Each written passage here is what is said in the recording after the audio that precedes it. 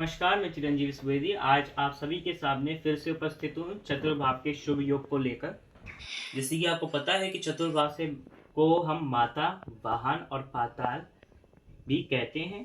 और चतुर्भाव से माता सुख, वाहन सुख, यान सुख, आभूषण का सुख, गृह का सुख और जमीन जायदाद का सुख भी चतुर्भाव से ही देखा जाता है। इससे पहले मैंने सूर्य के लगन से लेके छठे भाव तक और आपके प्रथम भाव लग्नेश के बारे में, द्वितीयेश के बारे में और तृतीयेश के बारे में मैंने वीडियो बना रखी है। अगर आप उत्सुक हैं उसे देखने के लिए तो आप मेरे चैनल को विजिट ज़रूर करें।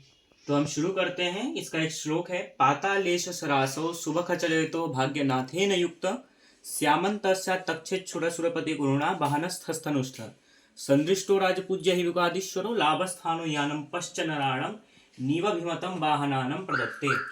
तो इसका सबसे पहला पॉइंट ये है कि चतुर्थेश शुभ ग्रह के साथ युक्त। अभी ये मीन लगन की कुंडली है, इसमें जो चतुर्थेश है वो बुध है। बुध आपका चतुर्थेश है, वो चतुर्थ में बैठे, उसके साथ कोई शुभ ग्रह बैठ जाए। जैसे आपका शुक्र यहाँ इसके साथ कोई शुभ ग्रह बैठ गया, या इससे दृष्टि भी हो सकता है। जैसे अगर आपका शुक्र यहाँ होता है या आपका बृहस्पति यहाँ होता है, फिर भी ये योग घटित हो जाता है। और नवमेश भी इसके साथ आके बैठे। नवमेश इस कुंडली में नवमेश कौन है? मंगल है। तो ये मंगल भी आके चतुर्थ भाव में आके बैठ जाता है। तो ऐसा मनुष्य श्यामंत राजा, जलाधीश, मंडलाधीश, सेनाधीश आदि होता है। मतलब बहुत उच्च पद होती है उसकी कोई सी भी जॉब में। ज्यादातर ऐसे इंसान की सरकारी नौकरियां भी होती हैं। यह आपका है पहला योग। तो हम इसे बिठा देते हैं, फिर दूसरे योग की ओर चलेंगे। दूसरा योग इसमें यह कहता है कि यदि चतुर्थेश लगन में जाए, यहां इस कुंडली में चतुर्थेश आपका बुध है, वो लगन में चले जाए और गुरु उसे पूर्ण दृष्टि से देखे। यहां से गुरु देख रहा है आपका, यहां से भी देख रहा है और यहां से भी देख रहा है गुरु,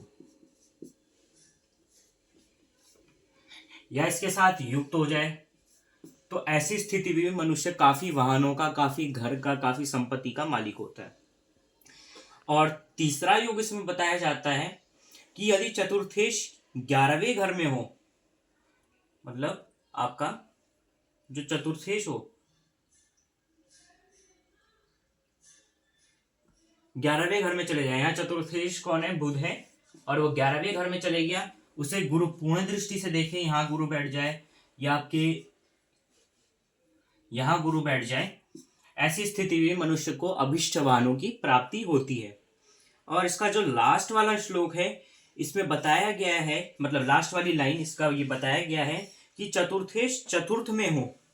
यहाँ जो बुध है ये फोर्थ वाला है आपका, इसका फोर्थ वाला अर्थ है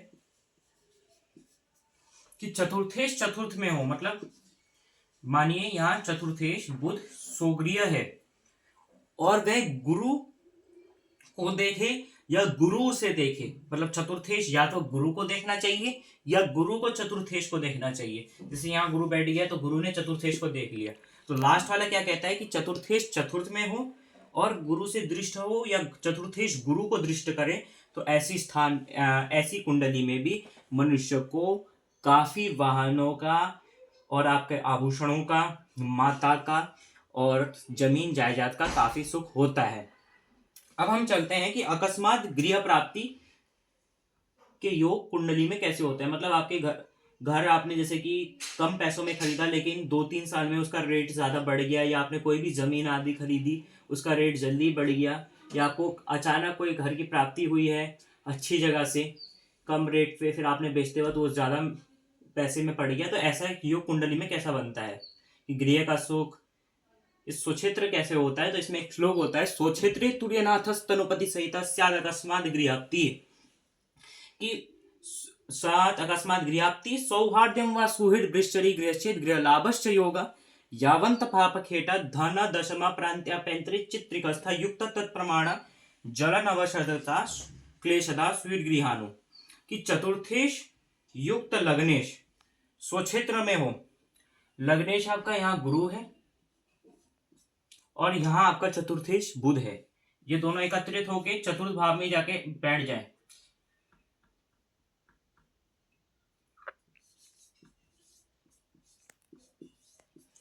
तो ऐसी स्थिति में भी मनुष्य को अकस्मात घर की प्राप्ति होती है। अर्थात उत्तम मित्रों की प्रीति होती है। कहने का अर्थ यह है कि उन्हें मित्रों का भी काफी सुख होता है, घर वालों का भी काफी सुख होता है, साथ ही साथ उसे अकस्मात घर प्राप्ति का योग बनता है।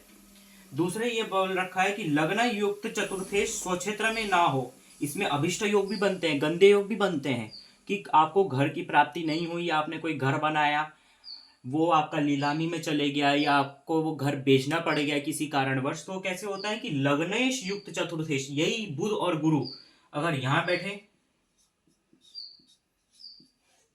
बुध और गुरु यहां बैठे और बुध और गुरु आपके जो है यहां बैठे, ऐसी स्थिति में भी मनुष्य को गृह का सुख नहीं होता। उसे अगर उसने अपना घर एक पर्टिकुलर स्थान में बना रखा है तो उस स्थान के घर को बेचकर उसे दूसरे स्थान में जाना पड़ता है। उसका स्थानांतरण होने के कारण उसे वो घर बेचना पड़ता है, उसे घर का कभी सुख प्राप्त नहीं होता है। और इसमें लास्ट वाले में बोला गया है कि 2, 4, 7, 10, मतलब 2, 4, 7, 10 और 12वें घर के मालिक लग्नेश और चतुर्थेश के साथ युक्त होकर जितनी बार 6, 8, 12वें में बैठेंगे उतने बार मनुष्य का घर नष्ट हो जाएगा या उसकी उतनी संपत्ति नष्ट हो जाएगी। कहने का अर्थ है यहाँ द्वितीय भाव का स्वामी आपका शुक्र है, यहाँ आपका ये 10वें घर का मालिक आपका गुरु है, यहाँ शनि है और यहाँ आपका बुध है। इनके मालिक चतुर्थेश और लग्नेश के साथ युक्त होकर, जैसे यहाँ तो चतुर्थेश का मालिक और 7वें घर का मतलब भार्या स्थान का मालिक और चतुर्थेश का मालिक दोनों बुध हैं, 10वें स्थान का मालिक और लगन का मालिक भी गुरु हैं, परंतु यहाँ शुक्र और शनि अलग हैं। तो अगर यहाँ इस बुध गुरु और यहाँ शुक्र भी होता या यहाँ शनि होता, ऐसी कुंडली अगर यहाँ किसी इंसान के घर में बैठती है तो इससे पता ये लगना आना चाहिए कि उस मनुष्य का कितनी बार, जैसे अगर यहाँ शुक्र बैठा है, शनि बैठा है, बुध बैठा है, गुरु बैठा है, तो लगभग 3 से 4 बार उसकी संपत्ति का नष्ट होने का योग बनता है कुंडली में। तो ये कुंडली के कुछ अशुभ योग भी थे। मैं नेक्स्ट वीडियो में और अशुभ योग के बारे में आपको बताने जाऊंगा, और आप अगर उस चीज के लिए उत्सुक हैं तो मुझे आप कमेंट बॉक्स में जरूर लिख के भेजिएगा। और आज के लिए बस इतना ही। अगर आपको मेरी वीडियो अच्छी लगे तो आप ज़्यादा से ज़्यादा शेयर, सब्सक्राइब और लाइक ज़रूर करिएगा, और कमेंट में मुझे ज़रूर लिख के भेजिएगा कि आगे के भावों के भी ज़रूर बनाइए। Thank you very much.